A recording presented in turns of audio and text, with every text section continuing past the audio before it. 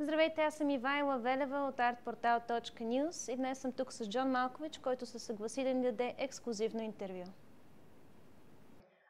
But what I was really curious about is, because he was so impressed that he got to work with you, and then you made him do the scene, or like you made him do 2 scenes when he only had to do 1.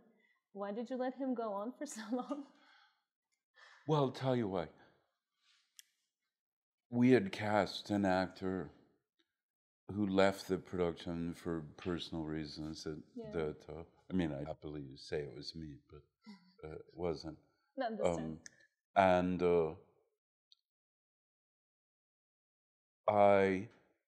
I checked around with 2 or 3 other people in the ensemble who I thought might be able to do it, and they couldn't or didn't want to do it for whatever reason. This was, we had already had 1 day's rehearsal.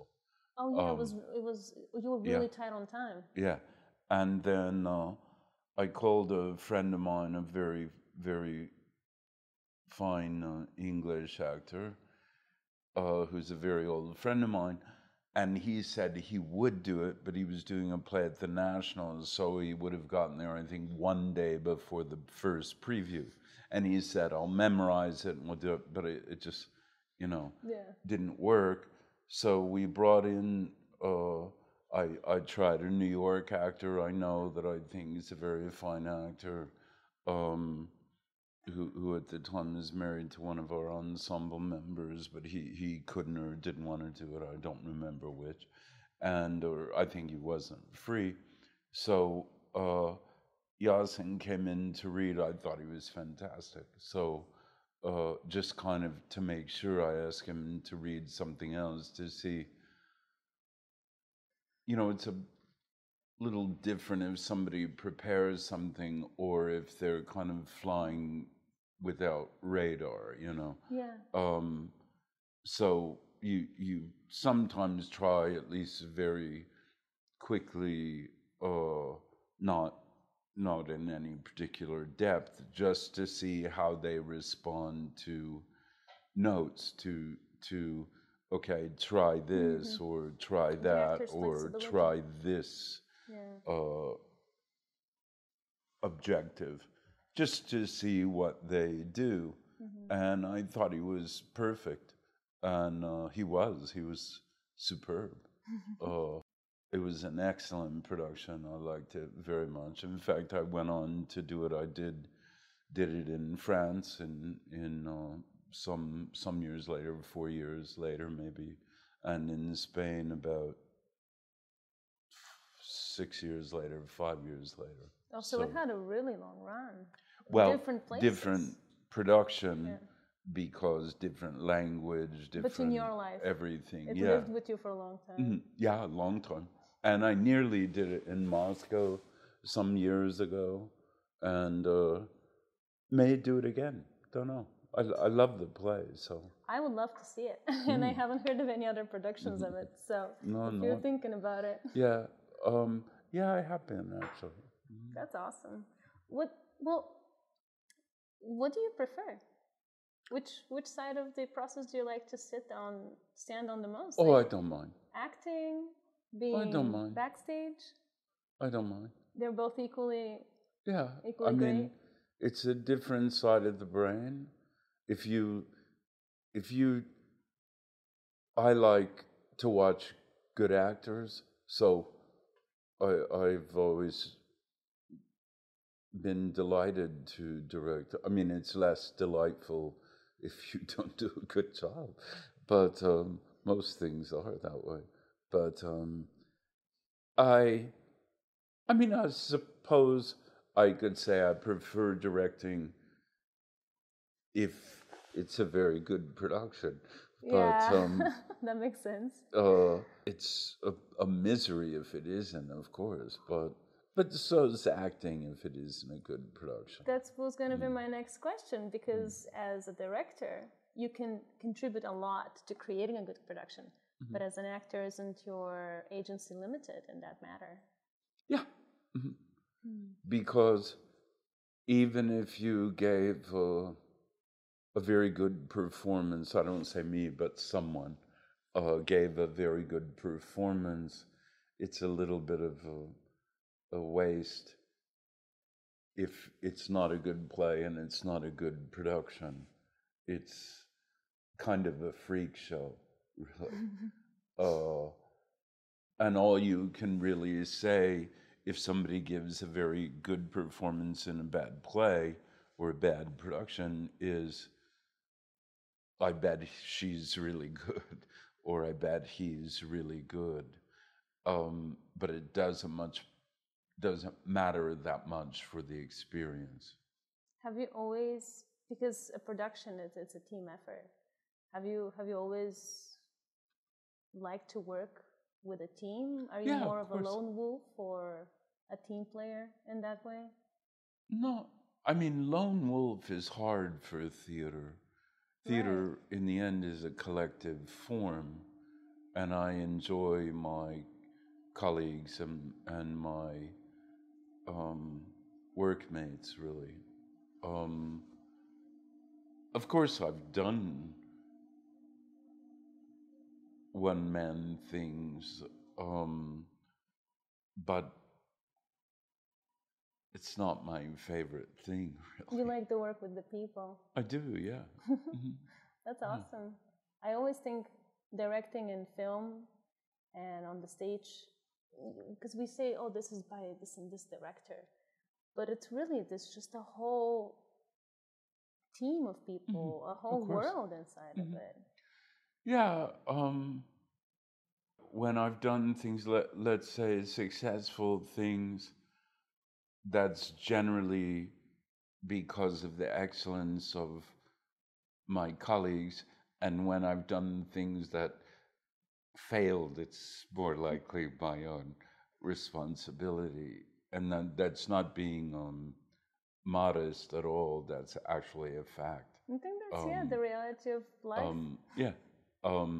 Yes, of course, I worked in a collective for 4 decades. And everything I do is collective. I do a lot of classical music collaborations and adaptations. That's very collective with my colleagues, and what they say or want or think or feel has a great weight to me because they know their form as I kind of know my form. And that's the fun of it. So I'm sure there are directors that kind of say, do this, do that, shut up, turn around, point your finger, or whatever. That's not very interesting, really. So you kind of like to witness things happening, bringing things out of people on stage and letting them happen. Yeah, and them bringing things out of themselves, I think, is the most allowing exciting them the space thing. to do that. Yeah, I mean, I like both. If I'm acting in a good play or a fun play, or I mean, it can be a very sad play or a comedy, whatever. I don't really care so much about genre. Of course, that can be entertaining as well. You've played a lot of characters, both villainous and sometimes heroic. When you're talking about the type of play, the type of character, the role, what's one role that like really jumps out at you that you played that you really enjoyed? You know, I enjoyed a lot of roles, really. Is there a type of role, maybe? Not really.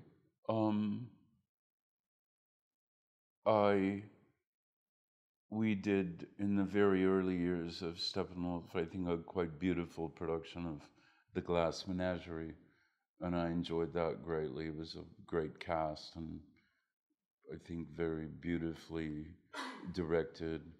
I like doing Of Mice and Men. That's such a big performance. In the theater, which I did with Gary Sinise, but Gary didn't direct it in the theater. He acted, and Terry Kinney, one of our colleagues and a very fine director, who directed it. That was very enjoyable.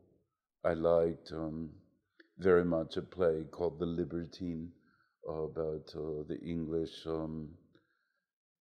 poet Lord Rochester, who was a very witty, drunken, terrible person, aristo, and a very, very gifted writer and kind of obscene poet, which was a very good production too. Enjoyed that. I had a lot of fun in the theater and different things. We did a midnight show that was incredibly stupid called Big Mother, which was great fun. It was the only time I ever had an audience yell at me, stop or don't, and things like that, which of course is very encouraging. I like doing a play called True West a lot. I've heard about that one as well. I did a play called Burn This, which I liked very much. I liked a lot of plays, known and unknown. What brought you to the production of this play here that we're about to see? Well, what drew it to you? My closest colleague is a Lithuanian actress called Ingeborga Dapkūnaitė, and Ingeborg and I have worked together for 30 years. So we had last done a touring show based on Casanova's memoirs, but it was really an opera with a full Baroque orchestra, wow. and et cetera, et cetera. We did that. I think that ended in around 2013. We all stopped touring at the cast. I didn't know you did opera. Yeah, and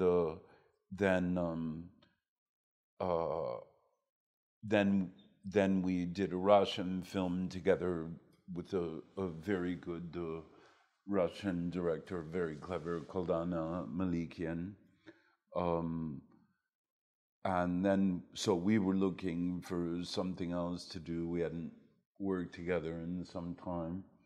And she had made her life in Moscow for a couple of decades or more, actually. I think 3 decades probably, and is a big star there, and was kind of one of the main actresses at Theatre of Nations, and very known in the cinema and stuff as well, Ingeborg, and a great actress. So the dramaturg Roman of the Theatre of Nations, he recommended this play, which I knew of, because actually the woman who costumed my French production of Hysteria had costumed the original production of In the Solitude Small of the World. Cotton Fields. And even Smaller World, Yasin played Freud, and another Bulgarian actress played the female lead in the touring production in the same class as Yasin in conservatory. Yeah. I didn't know. Who? Do you remember? Yeah, I was trying to think of her last name. I'm probably wrong. Yasin would know. I think her father may have taught at the conservatory. She moved to France. Her name, I think it was Natalia. I think it started with a D. She was an excellent actress. This is over 20 years ago. It's a long time ago. And she did the touring production. She didn't audition for the play originally. I cast a Belgian actress called Marie Gillin, and but Marie couldn't or didn't want to do the touring. In France you'd tour a play in kind of the provinces and stuff, and the francophone countries or areas.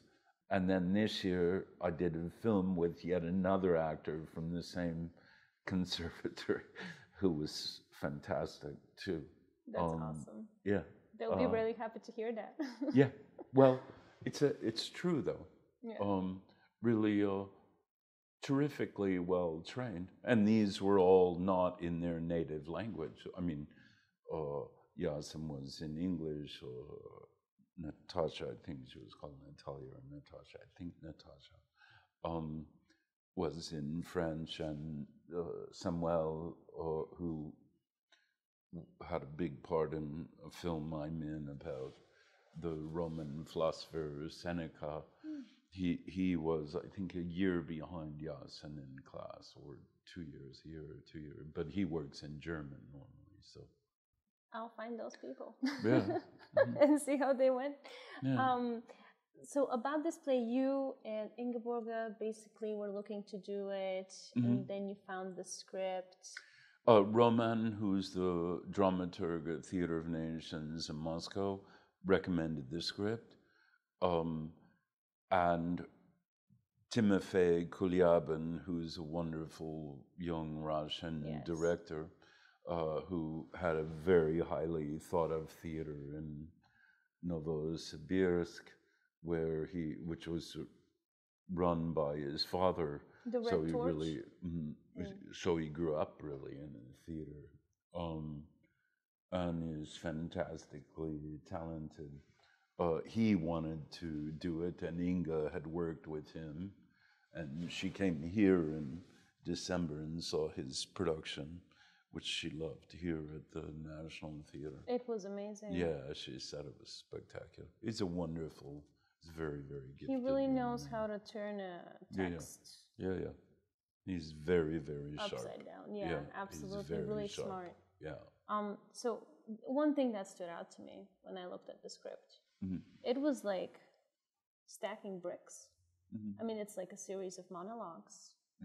How does that play out on stage? It seems sort of disconnected. How do you feel playing that part? Well, that's what a director does. I think he had very, very specific ideas about it, Timothy, and he went about, expressing those ideas in a very concrete manner.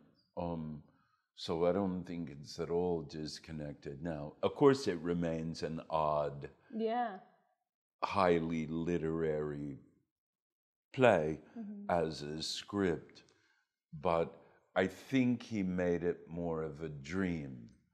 And dreams have their own logic and their own kind of, let's say, through line that doesn't depend on language, let's say. So that's, I think, how he did. So, but at the beginning, I thought, is this a play? What is it? I mean, it looks very strange even on paper when you see it. Yes, sure. Because the dialogue is one thing. Yeah, it was originally something like 18, no, maybe more. I think there were more, maybe 24 monologues or something. But he had very specific ideas about what it was about, what the actual action of the play would be, how he would direct it both live and live in camera, because all of it's also a living film. It's every second of it is filmed. So absolutely. Well, I can't wait to see it. So how is your second trip to Sofia? Last time you were here to film a movie. Now you're here with an amazing play. Yeah. Very happy to be back. I like Sofia very much. Well, even when you're not here, you're just surrounded by Bulgarians. Yeah, apparently. Yeah. No, not so much, but I did think that was extraordinary when I started working with Samuel, who was excellent. I could tell every actor except for Geraldine Chaplin and one Julian Sands, one other English actor. Everybody was German, but I thought, well, he isn't German, so because his English is not German at all. Where are you from? And he said he was originally from Bulgaria, and then we started talking. He had gone to the conservatory, and et cetera, et cetera. It was very funny. I mean, when you think of what are the odds of one person who's not Bulgarian working with 3 actors. It's true. It's such a small country. Infinitesimal, really, the odds, but they were all excellent. So, are you going to be here in the summer? I heard that maybe you would be visiting this really amazing festival we have in my hometown, actually, in Varna. Are the Yeah, rumors I'm true? not sure. I think I actually don't know the answer to that. I might be, but I don't know if it's a kind of opera piece or if it's something else, because I know I go on tour with my Viennese colleagues, but I don't remember where we go or if I even know. Well, if you ever end up in Varna, Yeah, you have well, my we number. might. Okay, yeah, we might.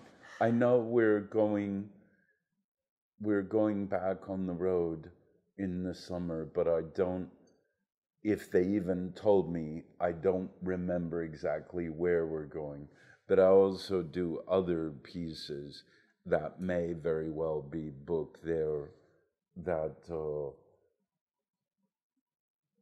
I mean, I know that sounds pitiful to be that clueless. I don't think so. The world is so busy nowadays. Yeah. I think all of us are living in this sort of timelessness, especially, I mean, because if we have to look at the timeline recently, there's the pandemic, there's war, there is nature going AWOL over here in Turkey and destroying some Syria. How and terrible. Yeah. It's such a time of discord, this disaster. And I think all of us are kind of living in chaos. But you especially, because you have so many engagements and you're flying all over the world, you get to see a lot of the world. So I want to ask you, how does this crisis, this ongoing crisis, how does it influence cultural events? All of it. How does this interesting time that we're living in is affecting people and culture and art around the world, in your opinion, in your experience? I mean, in my experience, I worked a lot during the pandemic. I don't know if it was intentional, which wouldn't surprise me, but I think they succeeded, whoever they are, in making travel a kind of complete misery. Yeah. Possibly by a series of idiotic decisions, which governments all over the world are fairly famous for. And possibly, I don't know why, but I mean, the earthquakes in Turkey, of course, are, it's a quite known Turkey for earthquakes, and parts of Syria, Iran, Afghanistan, etc. They lie on some very difficult faults and etc. And I mean, it's terrible. It just seems the numbers seem to be getting astronomical. Yeah. And I saw that a bunch of contractors were arrested, and I know from Turkish friends I contacted to make sure they're okay. I've heard back from two of them, one I haven't heard. I didn't look today, but that they're trying to hold the contractors, I guess, responsible, but I suppose every single instance may be different too, because one of my friends was saying they actually pay an earthquake tax. Wow. Right. I guess to assure that the buildings are built properly and they're maybe earthquake proof, which it seems they can do in Japan, or at least earthquake resistant or something. I don't know the ins and outs of the law, just based on what a friend said, but not a great time, and not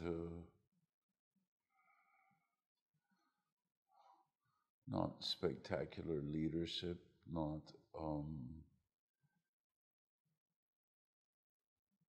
a great time. I think human nature shows sometimes how ugly it is, especially in times of crisis. So Sure. We do have the pandemic that created this logistic nightmare, and now we have this earthquake that's taken so many victims. And there's still the ongoing war And when we were getting in the elevator, you mentioned yourself all the Russian people that are working in the play, and there's even Russian people that were in Athens. So many people displaced by conflict all the time. Mm-hmm. How does conflict affect what you're doing? Do you feel it? Well, I think it's hard. I think we feel things when we're in it.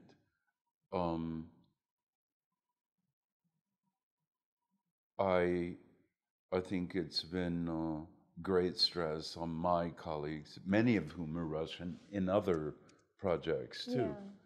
Yeah. I don't have so much Ukrainian colleagues. I've performed in Kiev, and but most all of my Russian colleagues either already lived in the West, mm-hmm. for the most part, for if not decades, for many, many years. But now there's a whole other exodus, which I think is very sad for Russia. There's quite a brain drain, I think, at least culturally and in terms of talent. I mean, I was at a birthday party yesterday for a Russian woman I know, reticent to say really people's names. The whole room emigrated, and there were great composers there, great actors, critics, fashion designers, intellos, I mean, on and on and on. And they'll have to make their ways somewhere else where perhaps they don't speak the language and they have no roots there, and But maybe this will be enriching. And maybe it will, because Ukrainians are having to go everywhere. Absolutely. To get away. It's a different heritage that creates the work that these people end up putting out. Sure, of course. Because you're Croatian by heritage, right? Half. Oh, yeah. Half. Well, do you feel like even that little bit influenced your decisions and your life and your career? A certain part of my career, not at all. And then a certain part really happened, not just maybe, I think it was about 15 years or so ago. I happened to have a dinner in California with a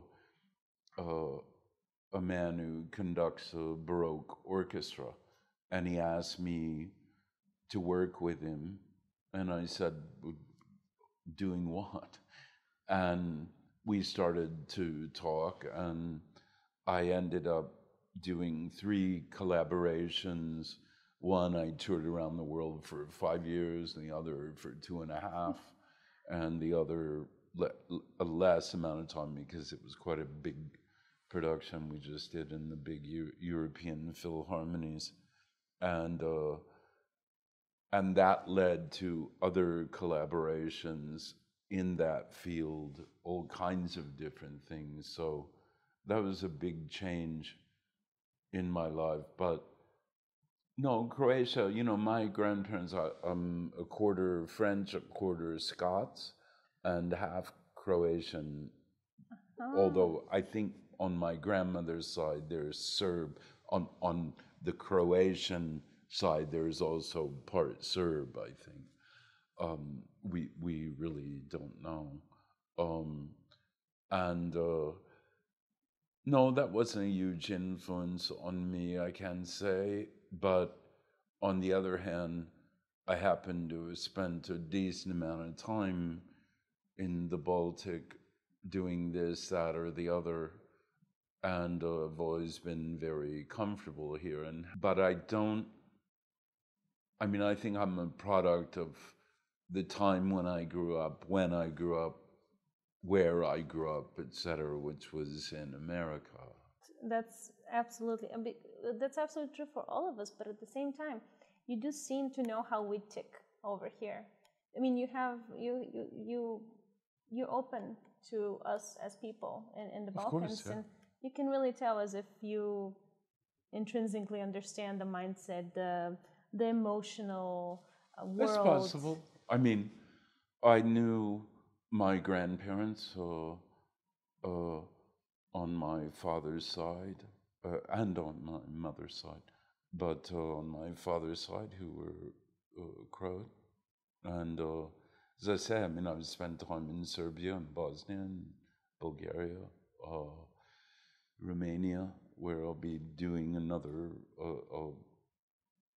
I don't know if we shoot in Romania, but I'll be playing Celibidac, the Romanian conductor, later this year, and have spent some degree of time here working and traveling, etc. I hope you enjoy it. I do. Because especially in such a time of turmoil, you gotta just try to do things that really, truly make you happy. Yeah, I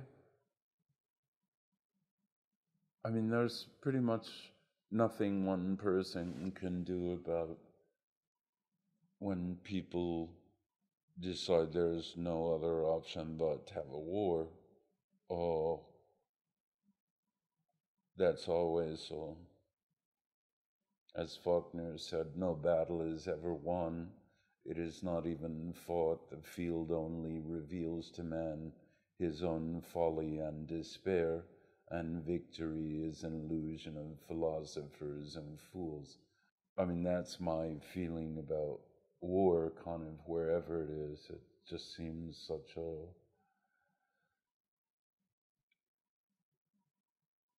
so senseless and violent and traumatic. You just, I have a little granddaughter of 10 months, and you think of dropping bombs on her head or on the house next door doesn't seem very good to me. So in time of such huge loss globally, loss that hasn't stopped since the pandemic, is there anything you would advise people, anything that can help them hold on to happiness? Is the answer in the theater, in the cinema, at home? What could they turn to in times of crisis? Well, I think the answer is always in yourself, in ourselves. Theater can serve a cathartic purpose, certainly. Maybe movies too, or if not, at least, although I don't know that many are so cathartic, but at least distracting sometimes. I don't know, it's a very difficult time, I think, especially for the young, because the trust, at least for me, has totally disappeared. I don't believe a word I read or hear or see on the news. At least for years, I don't say, oh, listen to that, it must be true. I say, why are you telling me that? And I'm pretty sure I'm right to say that. I would agree with you. And I think that's very unfortunate for young people. For me, it doesn't make any difference. I'll be 70 this year. Who cares? But I have children your age, and then there are a couple of generations younger. Not a good way to start out life. When you can't believe what your government says, or other governments say, or what the media says, or what. You only have yourself. Yeah, actually, yeah. You mentioned a little bit how cinema was a distraction and how theater is cathartic.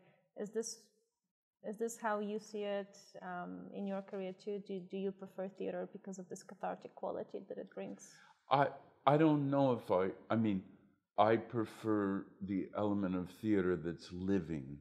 I mean, theater is living, it's organic, it's ephemeral. Movies are dead, movies are plastic and finished and not inorganic. That isn't necessarily a criticism, it's a recognition of what the form is.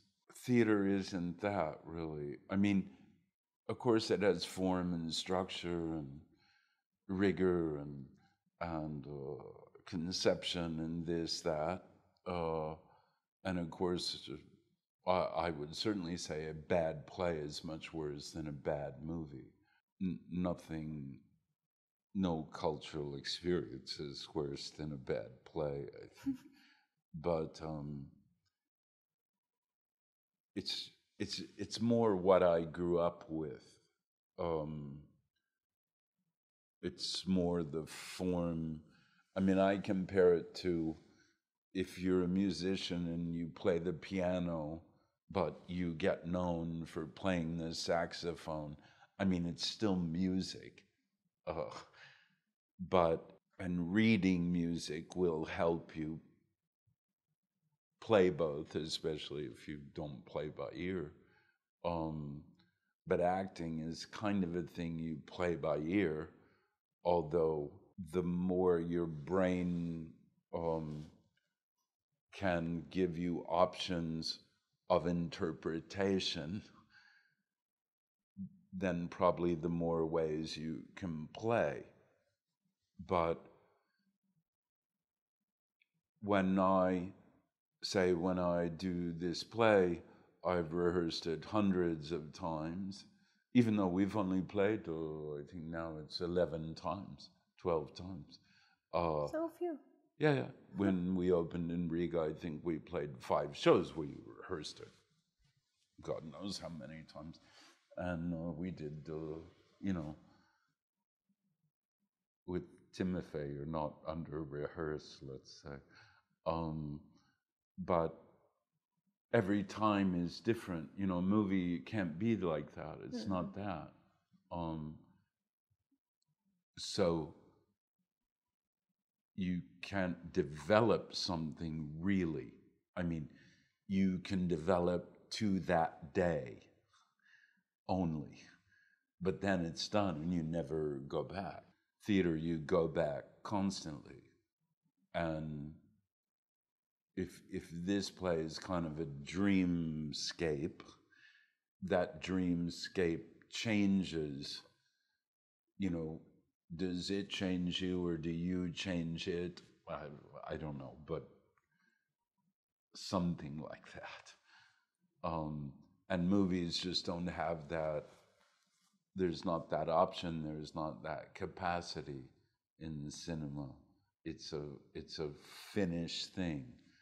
And once it's cut, although maybe some directors will do a director's cut, whatever, 7 years later or whatever. Movies don't have that possibility. They're not that. Yasin has always told me to have theater, you need one actor and one person. One acts, the other one watches. Yeah. And I think that simplicity is just amazing because I love cinema, but it's so complicated, every single aspect of it. Yeah. There's just something really beautiful about that simplicity that you're seeing right in the moment. Yeah. I mean, so for me, it's not really a preference because they're so different, and the experiences, not just of watching, but of making them is so different. Took me a while to get used to making movies because it wasn't what I was used to. I was used to making plays. So if you decided in the third performance you weren't going to sit in this chair, you were going to go grab this stool and sit here, then you just do in the theater. That doesn't exist in the cinema. That's true. It's much more rigid. It's anti-instinct for the most part, especially over time. It can accommodate instinct, but only one at a time.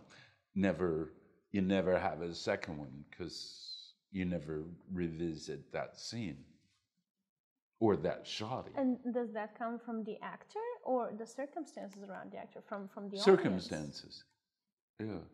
Whereas in the theater, it's instincts are fine. I mean, there are things you can't do. For instance, Timofey Kulyabin, the director of In the Solitude of the Cotton Fields of this production, he has a very set mise en scène that you can't change because it's attached to camera angles, it's attached to length of time of a shot, it's attached to light changes, sound changes, etc., etc. You can change within the direction.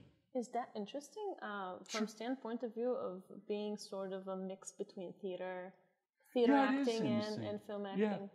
Yeah, it is interesting. And it is kind of a mix. If this is sort of a mix, how do you feel about theater getting more and more digital in a way? Because that is a trend that's been happening for a while, and I think recently even the National Theatre was creating this amazing production. It's a monologue, and that was right up top 10 for the box office. Mm-hmm. So theater is actually now capable of creating the hype that cinema is, being sort of enjoyed by a much wider audience because of this new digital era that we're in.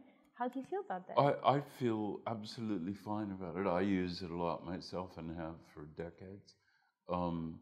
And why not? And I think theater has been much more imaginative than the cinema. Yeah. Cinema's kind of locked in a certain form. It almost never leaves that form. Almost never. It's linear. It tells a story almost always in this way. I kind of think it's suffering the consequences. Yeah. But cinema's only good at that also. It's not good at sort of battering the fourth wall. Or it hasn't learned how to do it. Well, it references itself so much because it's able to, because it's there, it's recorded.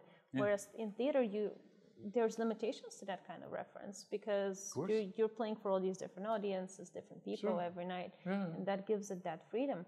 But if we digitalize theater, if we have it up there on the screen, doesn't it die a little bit inside? And I think it depends. It depends.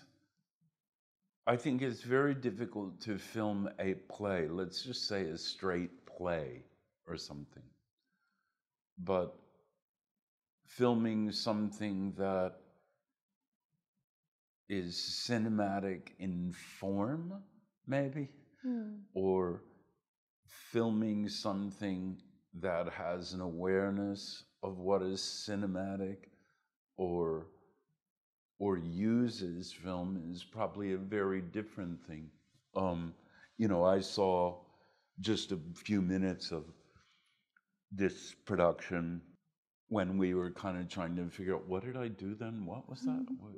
You went there and what did I do? I don't even remember what I did. Not to repeat it, but where were we? What happened? Etc. What was it about? And I found the filming of it really quite interesting, because the whole thing is a film already.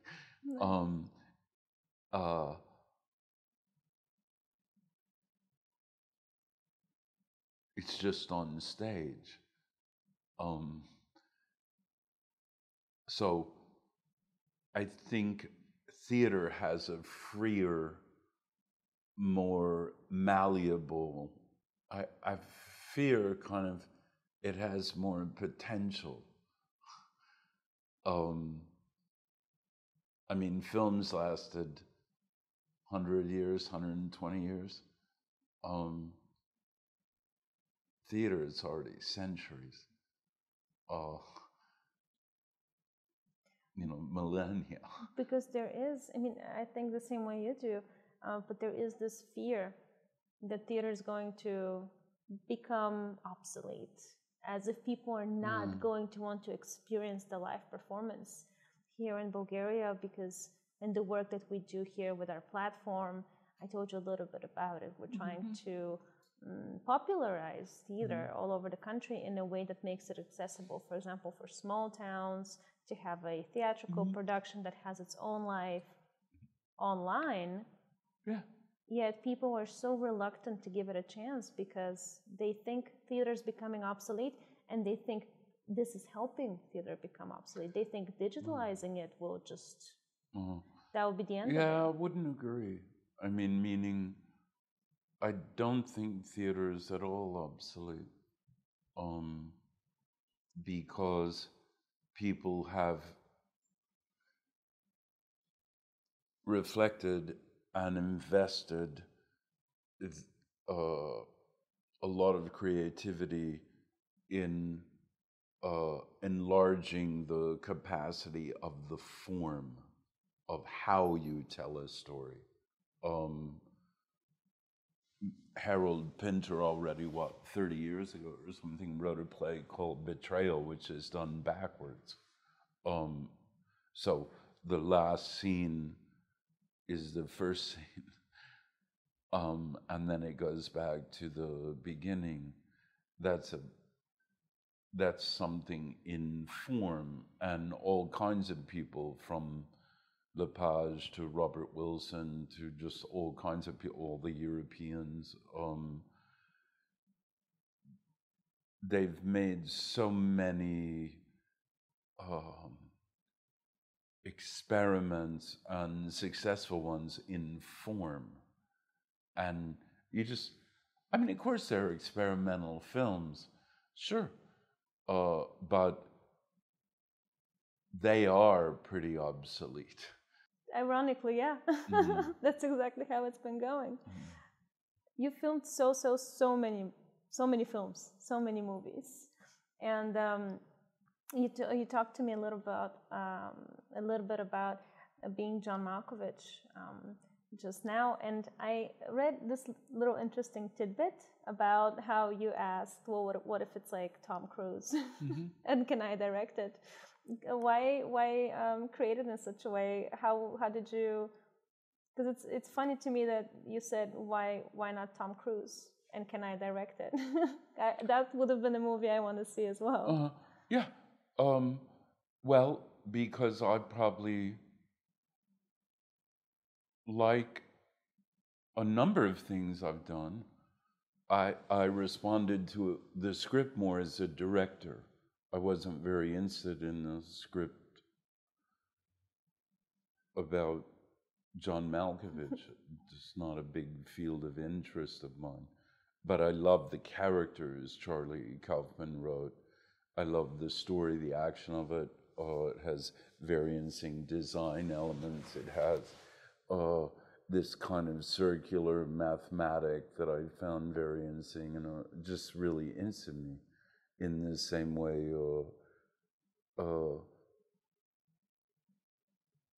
Les Liaisons Dangereuses interested me more as a director. I ended up acting in one of the films of it, but I ended up directing it in Paris with a new adaptation and translation and stuff, which had always really been my interest.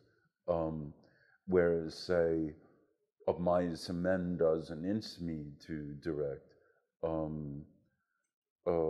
A lot of the things I wouldn't want to direct them, they didn't appeal to whatever part of my pea brain is a director.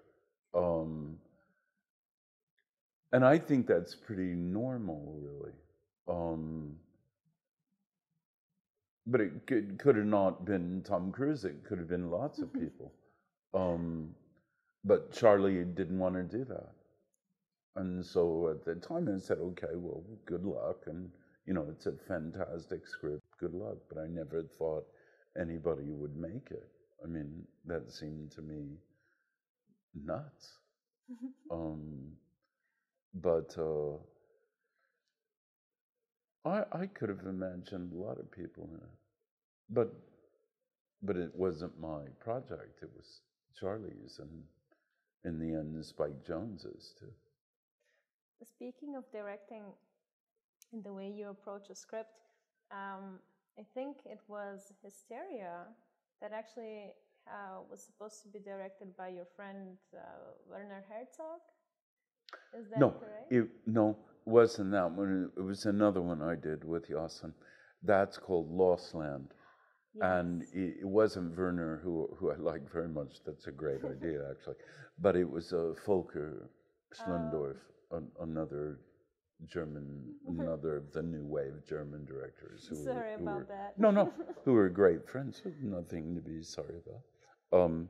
So Volker was supposed to direct it, but then he got the funding for a film he'd been waiting to do, and interfered. It wouldn't have been possible to do both, is my memory of it.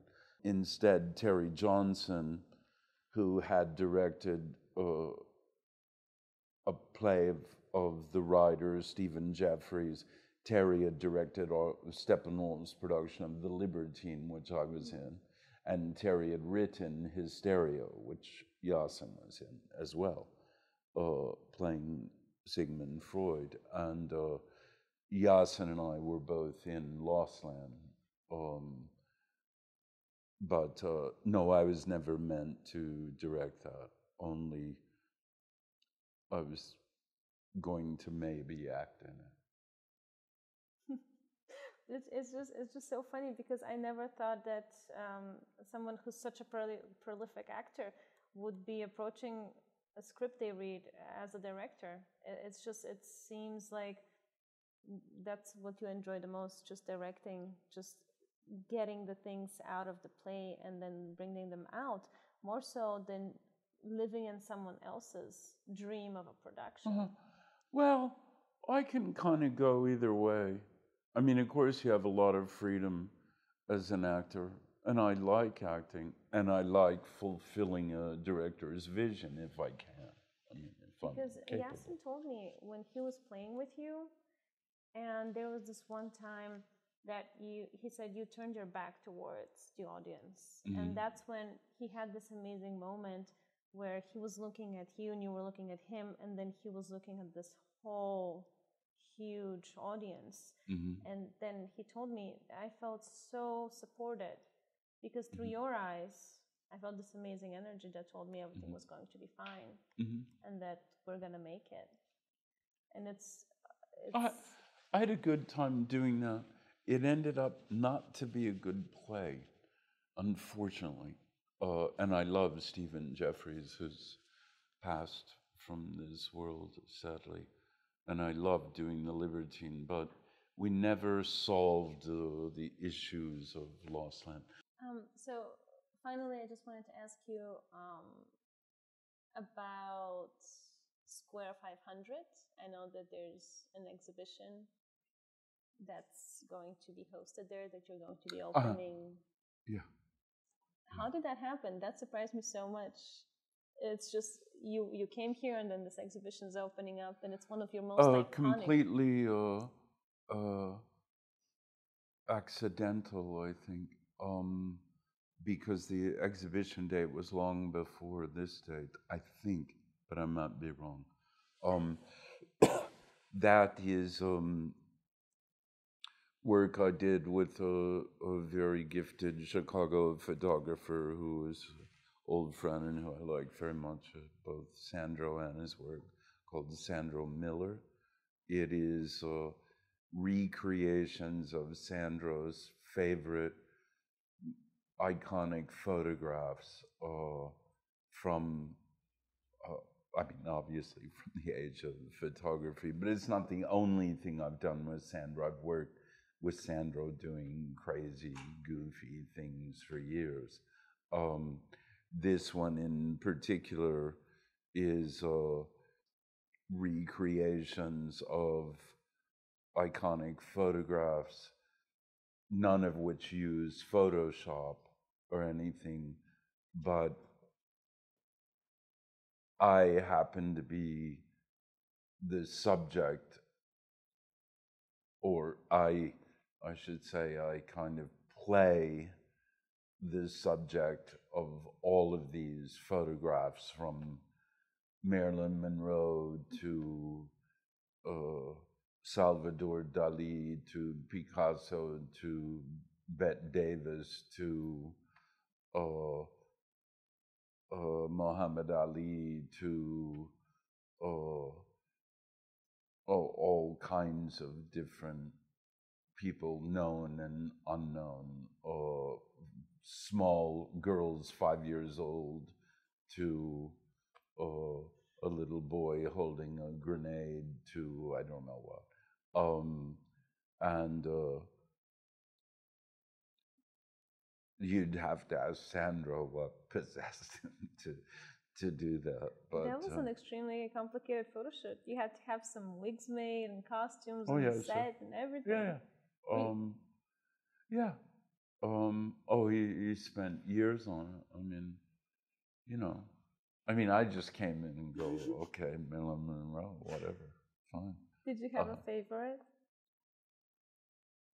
I played, it's a very famous photo of Diane Arbus. It was a great, great photographer. I mean, they all were great photographers. Of two twin girls who were like 5 years old, I think, or something. And one of them is sort of looking at what the other one is doing, but the other one is not looking at what she's doing. And it's a very curious photo with a very, very specific vibe, let's say. That was a lot of fun. Some are quite difficult, some are pretty easy. And all in all, it was a lot of fun for the most part. Sandro is great. He has a great crew. We had a great costumer and a great makeup artist, and it's fun to I would just make a fake nose out of wax and stick it on and go. They're kind of like little fast sketches,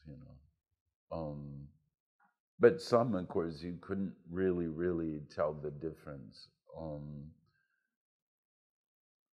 The Einstein one is, most people don't see that it's not Einstein. Yeah, absolutely. Several of them are like that. I really like. My actual favorite, though, I have to say, is the Jean-Paul Gaultier. That was great. Which is pretty hilarious. You've met Tito's parrot. Apparently, that's an amazing story. May I please hear what it is? Well, I met him many years ago. I was on Brioni, in the island where Tito lived in Croatia, in the Adriatic. And Tito had a zoo, which was, he'd been gifted various animals, and there's still some living. Tito's parrot, Coco, is still alive. And I was with my movie producing partners, I think it was that trip, and their kids, and they were kind of behind, and we were walking along the island. I actually didn't know there was a zoo. I knew there was a zoo, but I'd kind of forgotten about it and think about it. And I'm walking down a road. It's deserted. There are no cars there or anything that I saw. Probably there are a couple, but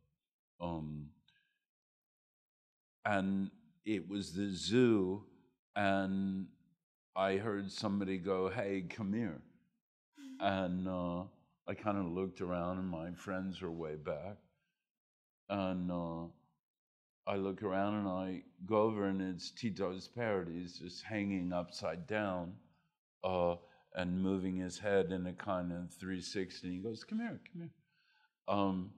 I go over, and he goes, "Listen, do you know Tito?" In perfect English. And what? What are you talking about? And he would just keep going, "Come here, come here, come here." And then he finally asked me, you know, if I knew Tito. He asked me, where's Tito? And last summer, I went back there for the first time in like, I don't think I told you this. I went back for the first time in like 15 years. I think 15, 10, 12, I don't know, 15 years. I'm terrible with years. And he wouldn't come out because we went with one of his keepers, and he was furious with her. She's very funny, Croatian woman, because she hadn't brought peanuts the last time she went. So he wasn't speaking to her or dealing with her at all. So she tried to get him to come out, and he wouldn't come out. And so I said, oh, come on, stop being such a crybaby. Just come out here and stuff. And he kind of looks around. So remembered my voice and then he came out and took some peanuts. I mean, it went on like a half hour. He would take the peanut, throw it on the ground for later, because she had gypped him out of all of his peanuts and he wasn't happy. But he came out and talked to me and was, you know, he's finally getting old. You know, they live a fantastically long time. Some up to 80 years. Yeah. But now he's getting quite old, I think. But God, it was shocking. I mean, because apparently he speaks 5 languages. And it really just sounded like a person. I mean, it was just kind of outrageous. Well, it sounds like a person the way he was acting as well. Oh. Awesome. Thank you so much. Pleasure. I was so curious to find out how was Tito's parent. Isn't it nuts? And then this time, he just wouldn't. I was with my pianist, who I do a couple shows with. We're workshopping a new piece there, and he came out, and he wouldn't look at his, you know, kind of keeper or anything at all. He's still very, very angry at her, but. And I don't even know if he really eats the peanuts. It's like the idea of peanuts. He just likes them. He's really quite a character, I think. You know. It was actually Tito's daughter, who's a theater director, was actually her parent. But he taught it languages, and, you know, he's just incredibly, still very beautiful bird, huge. But yeah, he wouldn't have anything to do with her. He just kept having me give him peanuts and jabbered away. He's your biggest fan. I guess. I don't know.